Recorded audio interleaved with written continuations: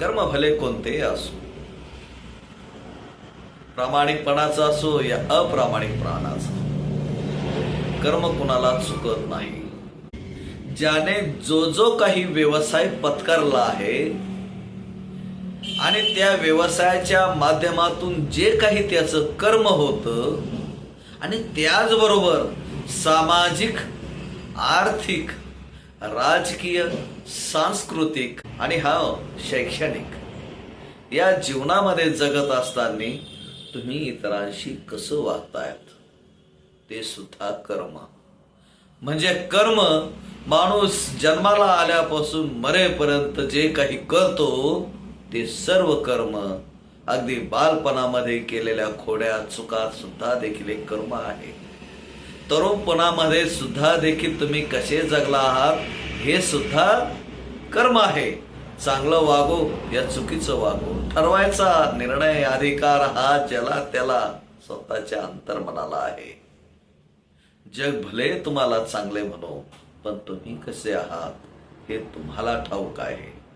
म्हणून मित्रांनो, आपलं कर्म करताना ज्या दिवशी तुम्हाला ज्ञान प्राप्त झालंय, थोडीशी समज आली, उमज आली, त्या दिवसापासून तुम्ही तुमच्या कर्मामध्ये चांगला वाईटचा फरक जाणून घ्या, करून घ्या आणि तो आत्मसात करा आणि जगाला तुम्ही तुमच्या चांगल्या कर्माने सुगंधित करा.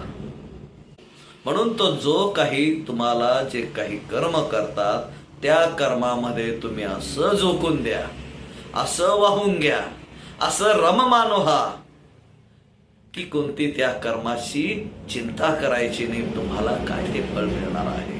तुम्ही केलेल्या कर्माचं फळ तुम्हाला निश्चितच मिळणार आहे. भले ते चांगलं असो या वाईट असो, कर्माप्रमाणे फळ मिळतं. कर्म हा आपला धर्म समजून तुम्ही त्याला स्वीकारा. कर्म बंधन मनर मिरहियो फल को तज्जो नास, कर्म मनुष्य का धर्म है सतभाषे रविदास. तर मित्रांनो, या दोह्याच्या अनुषंगाने मी आज तुमच्याशी जे संभाषण केलंय तो दोहा आपण समजून घ्या आणि जीवनामध्ये उतरून घ्या. कारण स्वतःच जीवन स्वतः जगावं लागतं.